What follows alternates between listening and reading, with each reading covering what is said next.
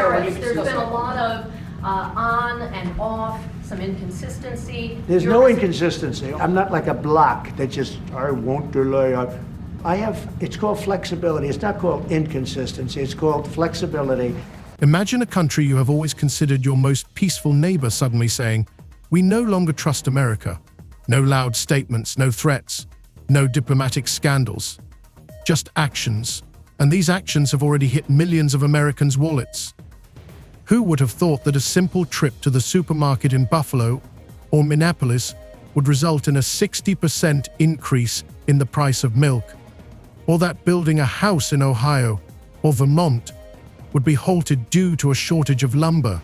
But that is exactly what is happening. And at the epicenter is Canada.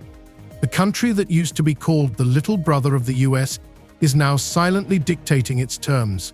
This is not a mistake. This is the new reality. I think you're going to remember today, it's going to be a free nation that we're dealing with. We're going to have a very free and beautiful nation. It's going to be Liberation Day in America, and it's going to be a day that hopefully you're going to look back in years to come and you're going to say, you know, he was right. This has turned out to be one of the most important days in the history of our country. It all started with a 35% tariff imposed by the US in an attempt to protect domestic production. But this protection turned into a powerful and unexpected blow to the back from its closest ally. In response, Canada launched a series of silent but extremely precise economic strikes, suspending 3 key trade agreements worth billions of dollars, rejecting dozens of American brands, restricting access to the Canadian market, and, most importantly, completely changing consumer behavior at the level of ordinary citizens. After Trump imposed those sweeping 25% tariffs on aluminum and steel imports, the European Union retaliating with tariffs on up to $28 billion of U.S. goods. Trump making it clear this isn't over, vowing to respond in kind with sweeping retaliatory tariffs early next month. According to a Globe and Mail poll, 47% of Canadians are consciously avoiding American goods. Why? Because they have become more expensive, because it has become a symbol of disrespect, because ordinary people know how to fight back. Supermarkets in Montreal and Vancouver are refusing deliveries from the US. Local banks are switching their payment systems from American to European. And the Canadian government is publishing a black and white list of American companies that will no longer receive a penny in investment incentives. And police in Italy are investigating possible arson after a fire destroyed more than a dozen Tesla vehicles. Elon Musk is calling the incident at a Rome dealership terrorism. This comes as Tesla has been the target of recent protests around the world. This is not a burst of emotion. It is a cold, strategic reversal. Canada is no longer asking, consulting, or waiting. It is simply acting. Quietly, toughly, and very effectively. Ready? The higher the tariff, the more likely it is that the company will come into the United States and build a factory in the United States so it doesn't have to pay the tariff. That will take many, as you know, that will take many years. In fact, I'll tell you, you know, there's another theory is that the tariff, you make it so high, so horrible, so obnoxious that they'll come right away. When I do the 10%, 10% is really, first of all, 10% when you collect it is hundreds of billions of dollars. The numbers that you're talking, all reducing our deficit. But really, so there's two ways of looking at a tariff. You can do it as a money-making instrument, or you can do it as something to get the companies. Now, if you want the companies to come in. Americans are losing markets, jobs, and stability. More than 2 million senior citizens in the US who have been traveling to Canada for years for affordable medicines are suddenly finding that pharmacies are no longer selling them the drugs they need. Logistics companies are losing contracts. Construction firms are putting projects on hold. And the US government is still trying to figure out how its most reliable allies stopped answering the phone. That's a 10. That's a good one. Yeah.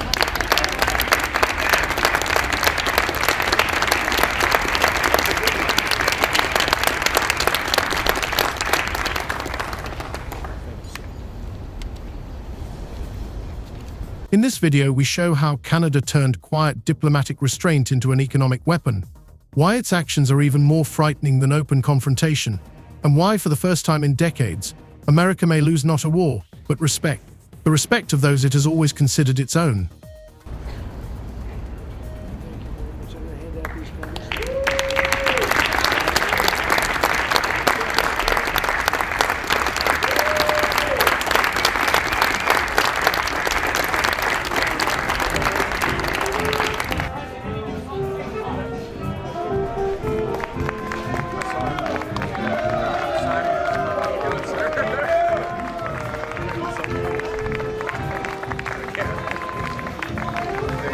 Stay with us. You will see how the world is changing.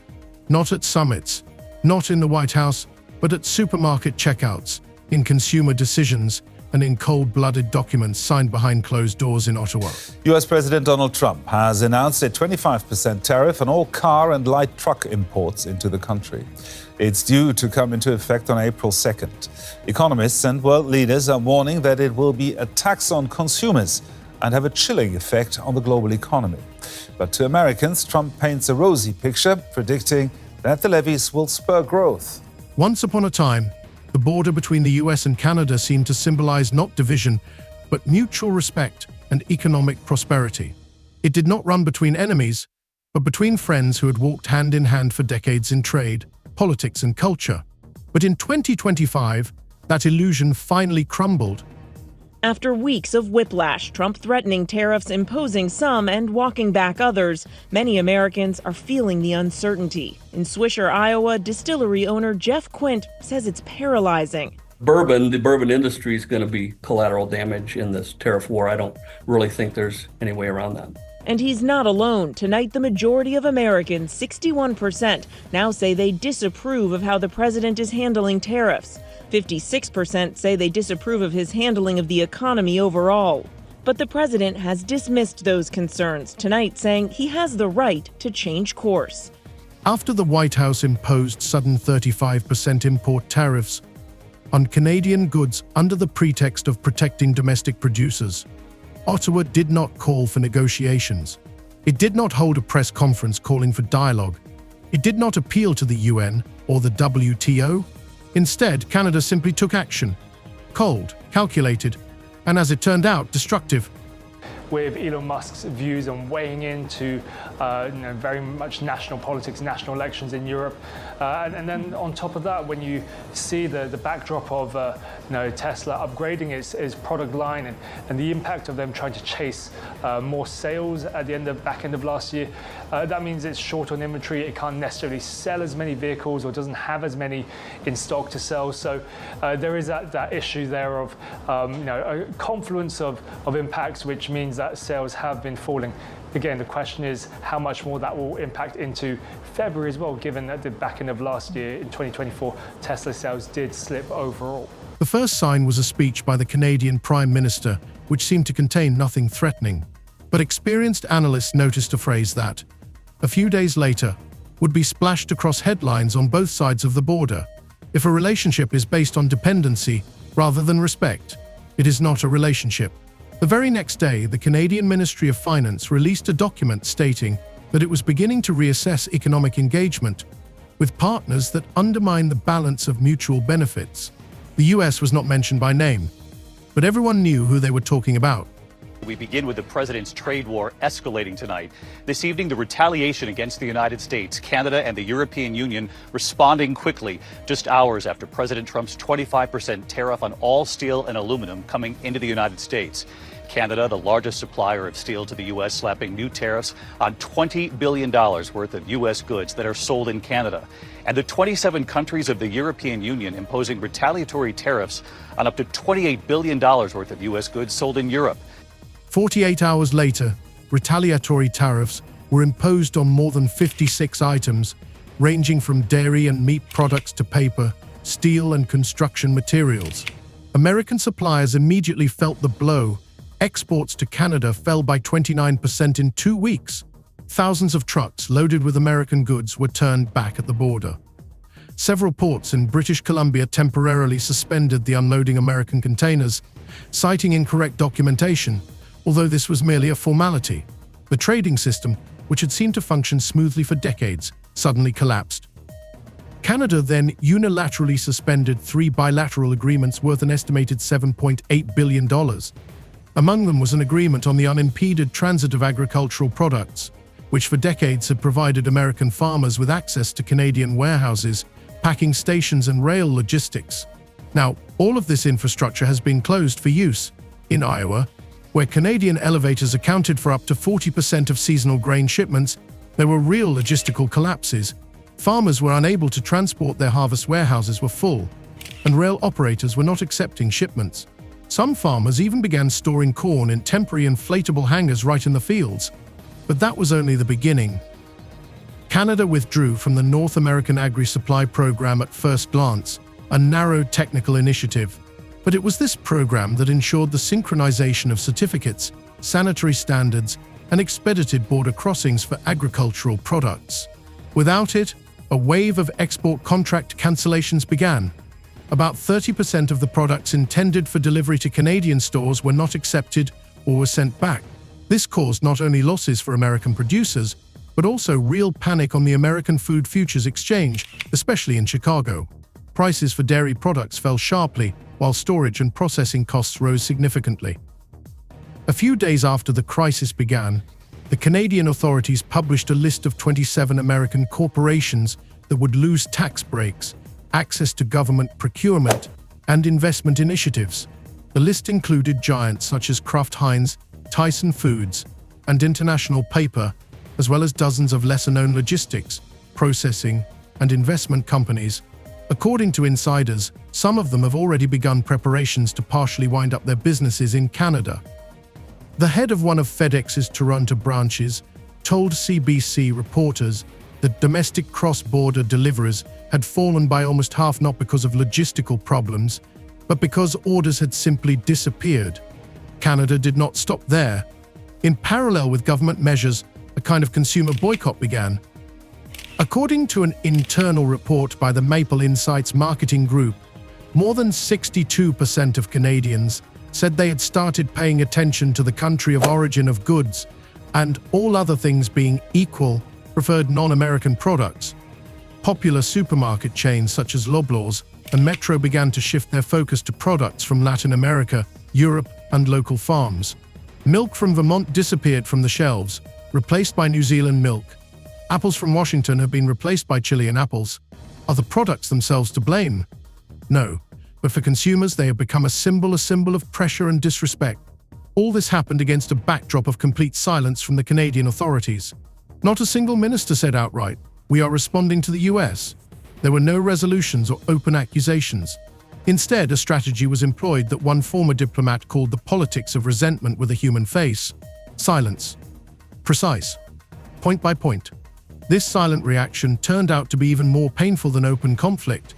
The US is used to being argued with in loud statements and sharp press releases. Canada did not argue. It simply turned off the trust. And when trust is gone, it is almost impossible to get it back. And so began a new round of confrontation. Not through war or rallies, but through empty warehouses, stopped trucks, and changed order lists, calmly but noticeably. It was at this moment that Washington realized for the first time in decades that Canada was no longer a junior partner. It was an independent player, and it had made the first move. While the White House tried to dismiss it as temporary trade turbulence, something much deeper was happening. This was not just an economic conflict, it was a transformation of consciousness. And it did not begin in the offices of ministers, but in the shopping carts of Canadian consumers, in the accounting departments of companies, in decisions that were made not by order from above, but out of principle. What seemed unthinkable just a year ago, a mass rejection of American imports, a reorientation of business, the voluntary exclusion of the US from trade chains, became the new reality in 2025. For the first time in decades, anti-American sentiment in Canada manifested itself not in slogans, but in receipts at cash registers. People did not buy, did not order, did not trust. A Globe and Mail poll conducted in June showed that nearly 47% of Canadians were consciously avoiding American goods. By comparison, in 2023, that figure was less than 12%. Against the backdrop of prices skyrocketing due to new tariffs, this decision seemed not only patriotic but also rational. A bag of American rice that cost $2.79 in the spring was selling for $4.30 in the summer. Prices for beef and apples from the US rose by almost 40%, but it wasn't about the money. Surveys show that more than 60% of consumers explained their behavior by saying, "We are tired of being dependent." This phrase would later appear on posters, in social campaigns, and even in advertising slogans of Canadian companies that replaced American brands in retail. 4 major retail chains, Sobeys, Costco Canada, Eager, and Loblaws, officially announced a reduction in the share of American goods in their purchases. This was not a sudden boycott, but a systematic reorientation. Suppliers from France, Peru, Australia, and Poland began to actively enter the market. Local Canadian farming cooperatives were particularly quick to restructure, gaining access to shelves previously controlled by US suppliers in a couple of weeks. This economic migration did not go unnoticed in the United States. According to the American Farm Bureau Federation, exports to Canada fell by 38% in May and June. This hit the entire chain, from farmers in Wisconsin to transport companies in Illinois. At the same time, American businesses operating in Canada also took a hit. When the Canadian Ministry of Finance published a statement on June 8 about reassessing the role of foreign companies in the national economy, many saw it as a formality. But within a week, it became clear that this was the beginning of a large-scale campaign. Corporations that were playing on 2 fronts were asked to choose, either follow Canadian principles or leave. Among those most affected were American fast food chains, logistics operators, banks, and venture capital funds. Taco Bell lost its license for 28 locations in Ontario. UPS cut its workforce by 35% in Quebec after closing 2 distribution centers at once. And Citibank Canada, following an unscheduled tax audit, temporarily froze the opening of new branches. All this was accompanied by quiet but very clear rhetoric. Canada is no longer obliged to be convenient. Something that the Canadian press called a payment reversal began in the banking sector. Several local banks, including Laurentian Bank and Coast Capital, announced a gradual withdrawal from American payment systems, in particular Visa and American Express, in favor of European and Asian counterparts. This was a move that could not be dismissed as economic. It was symbolic. For the first time in modern history, Canada's largest financial institutions began to openly distance themselves from the American financial infrastructure. Behind the scenes, there was talk of alternatives to SWIFT for intra-regional transfers under an agreement with Singapore and Switzerland. Of course, there is still a long way to go before a breakup. But the very fact that such talks were taking place was already a precedent. Statistics published by the Angus Reid Public Opinion Institute were particularly alarming for Washington. According to data for June 2025, 34% of Canadians no longer consider the US a reliable partner. Among young people, this figure is close to 50%. But even more devastating was the fact that almost 1 in 3 companies in Canada, including medium and large businesses, had begun to consider shifting their focus to the EU and the Asia-Pacific region. Whereas this used to be a strategy for emergencies, it has now become the new norm. Businesses have started to choose stability. And stability, as practice has shown, is no longer associated with America. But perhaps the most painful blow was one that no one expected. Canada began systematically removing American startups from its list of partners in the field of green investments. Just a year ago, hundreds of American companies were receiving government subsidies for participating in joint energy projects. Now, entire sectors from solar panels to battery recycling have been thrown overboard. On paper, it looked like a change in selection criteria. In practice, it was like excluding an entire region. Representatives of the Canadian Ministry of Energy commented on the situation as dryly as possible. "We are focusing on those who are not dependent on unpredictable foreign policy." All this took place in an atmosphere of absolute external restraint. There were no accusations, press conferences, or demonstrations. There were no slogans or loud words. There was a feeling that Canada was simply tired of waiting, tired of explaining, tired of being number 2. It chose the path of silent distancing. And therein lies the most frightening threat to Washington. Because a protester can be persuaded. Someone who is offended can be coaxed. But someone who simply walks away cannot be stopped. America is used to direct pressure, confrontation, and challenges. But when your partner simply stops looking in your direction, it's not a conflict, it's the end. The end of trust. The end of predictability. The end of the old model where the US dictates and the rest listen. Because Canada has chosen not to argue. It chose to move on without saying a word. While Washington continued to hope that the trade dispute with Canada was just a temporary misunderstanding. The consequences were already being felt in every American family. These consequences had no clear start date or formal starting point. They seeped in imperceptibly in supermarket receipts, in bills for building materials, in empty pharmacy shelves. But that was precisely the point. Canada did not declare a boycott, did not stage a loud breakup, did not send a delegation to negotiations. It simply changed. And in doing so, it changed everything.